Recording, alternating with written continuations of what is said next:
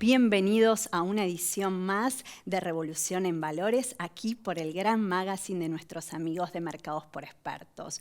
Hoy nos visita alguien muy especial. Él es político y abogado. Se desempeñó como senador por la provincia, senador nacional por la provincia de Chubut hasta el año 2015. También se desempeñó en representación del Senado de la Nación por el bloque de la Unión Cívica Radical en el Consejo de la Magistratura. Es un entendido de variados temas de la justicia y de la política, pero también la gestión del expresidente Macri lo prestigió designándolo a cargo de la Unidad de Investigaciones Especiales del atentado de la AMIA. Justamente el día de hoy prometemos podría ser bisagra un antes y un después, porque es él, nuestro invitado, quien nos trae datos fundamentales de la investigación y reflexiones puntuales acerca del atentado que sufrió nuestro país de la AMIA. Con nosotros el doctor Mario Cimadevilla.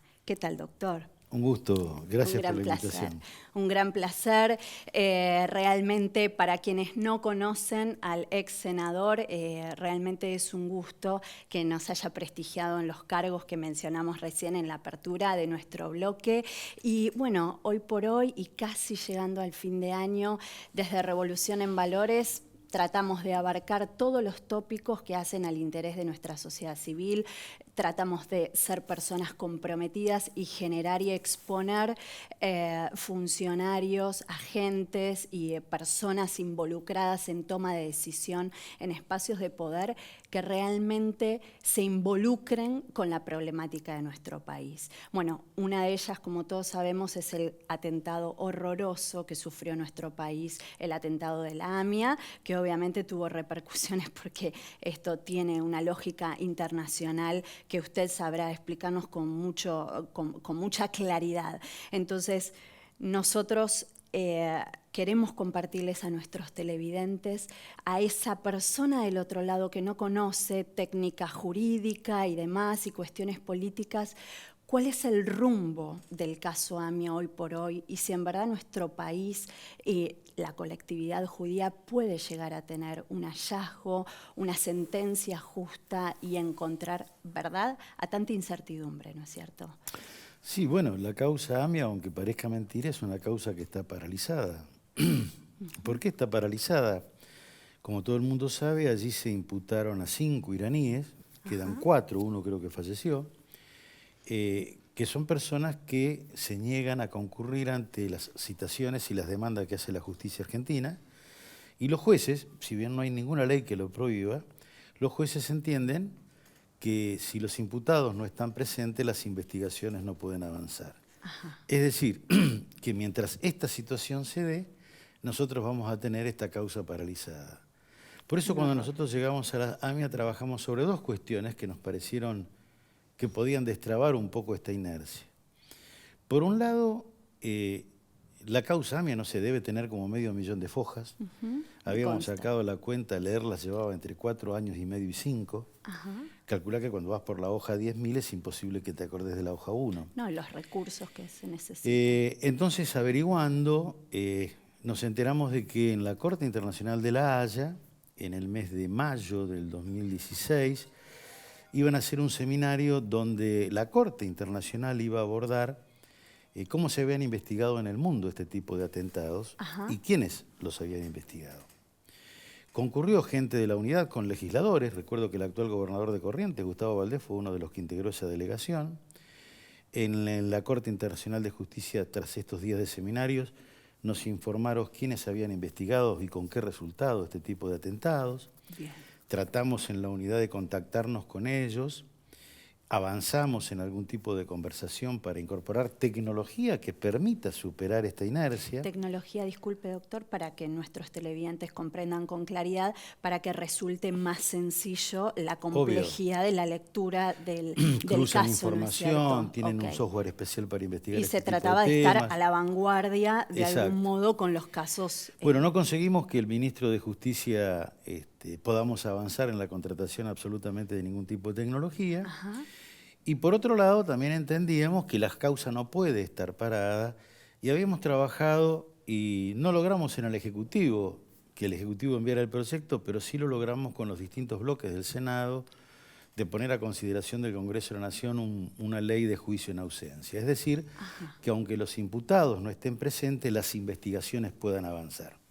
En ese proyecto de ley se prevé si aparece el imputado, qué tipo de derecho tiene, a partir de cuándo se reanuda el juicio. Sí. Es decir, era una herramienta que permitiera destrabar esta parálisis que tiene la causa por un lado e incorporar tecnología que nos permita avanzar en la investigación. No logramos en el Ejecutivo ninguna de las dos cosas. Claro, me imagino. El segundo punto, también a fin de brindar esta claridad, ¿no es cierto?, a quienes no son conocidos en temática jurídica, esta posibilidad de generar un juicio en ausencia con los acusados, ¿no?, que continúe la investigación, busca de algún modo justicia, la finalidad. Obvio, el Estado argentino, a través de su Poder Judicial, tiene que dar una respuesta. Porque es al lógico atentado. que estas personas se van a fugar. O fue fulano, o fue mengano, o no sabemos quién fue, pero tienen que decir qué pasó. Lo que no podemos hacer es permanecer diciendo que nadie fue y que recaigan las sospechas de acuerdo a quién les interese más geopolíticamente que sean responsables o no. Entiendo. Te explico esto. Sí.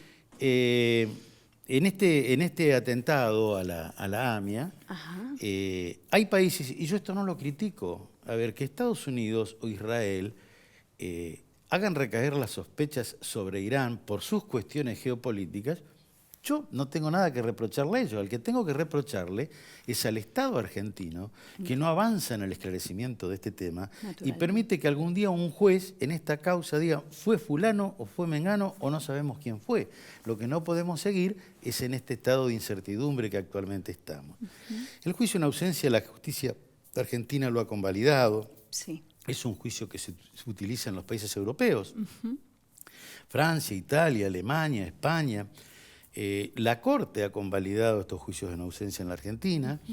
El famoso jerarca nazi de las fosas ardeatinas, donde se fusilaron ciudadanos italianos y judíos por un atentado que habían hecho en Roma a las fuerzas alemanas, Erich Priebke, fue juzgado en ausencia en Italia. Claro. Y fue condenado en ausencia en Italia. Y cuando vino el pedido de extradición, la Corte Argentina, una de las cosas que tuvo que analizar es si ese juicio era válido o no, no habiendo estado el imputado. Es decir, si violentaba principios del debido proceso. Y la Corte Argentina concedió la extradición porque entendió que ese juicio era válido. Por supuesto. Lo mismo ocurrió con el caso Astiz. Lo que ocurre es que fue juzgado en Francia por la muerte de las monjas francesas. Sí, sí. Ocurre que en el caso de Astiz no lo extraditaron porque Astiz estaba cumpliendo penas de prisión en la Argentina, pero ese juicio también fue convalidado por la Corte.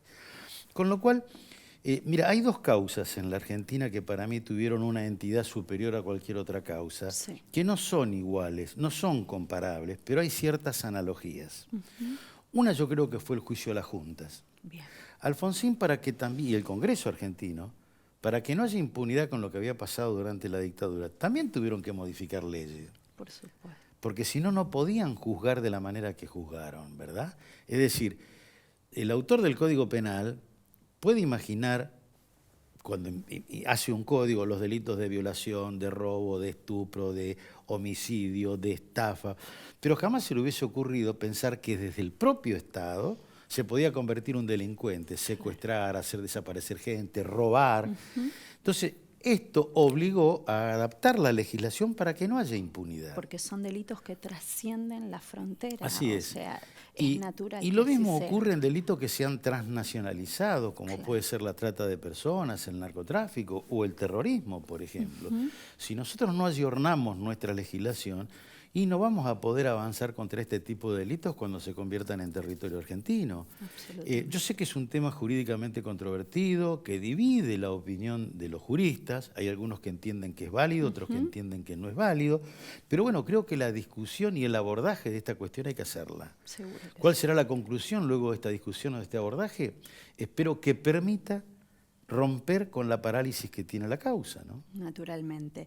Y doctor, justamente hablando de esta parálisis que tiene la causa, usted ha elaborado reflexiones propias, me imagino, más allá de lo que le está permitido conversar públicamente y no, que entiendo que debiera hacer todo, porque su cargo ha sido un cargo público. A ver, yo tuve mis diferencias. ¿Cuál es el meollo de la cuestión si tuviéramos que Yo desenmarañar? creo que no hay interés en investigar por parte del poder político.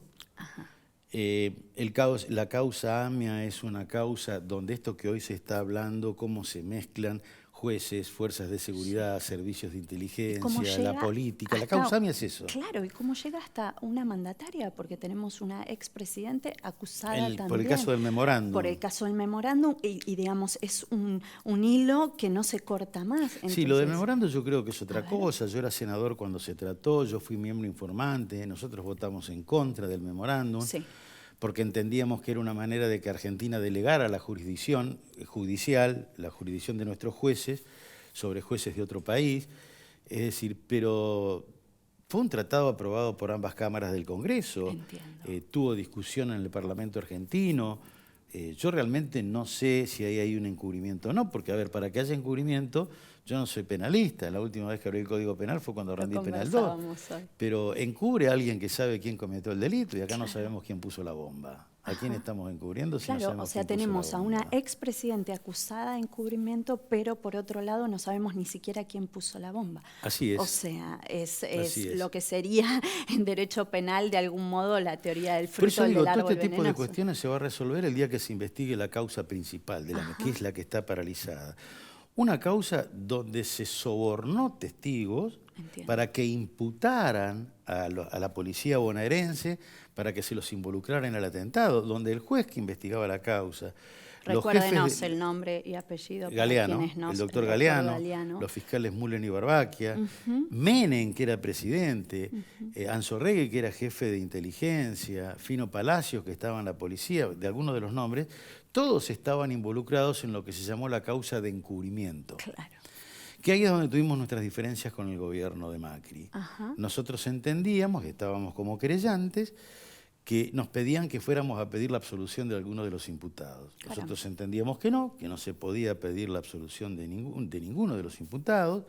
Los abogados de la unidad... Usted, digamos, a cargo de la unidad, como titular de la unidad, entendía... Estábamos como querellantes representando al Estado argentino. Fantástico. Había otras querellas, además de los fiscales, por supuesto. El Ministerio Público estaba acusando y había otras querellas que también acusaban. Y nosotros entendíamos que había que sostener la acusación de todos. Se nos pidió que fuéramos a pedir la absolución de algunos por vinculaciones amistosas con el poder político de turno, con el presidente de la Nación y con el ministro Garabano. Nosotros nos negamos. Ahí también aparecen operadores judiciales, estos operadores que todo el mundo nombra, como el señor Angelici, por ejemplo. A mí me consta de que operó judicialmente para dar vuelta a la opinión de algunos de los abogados de la querella.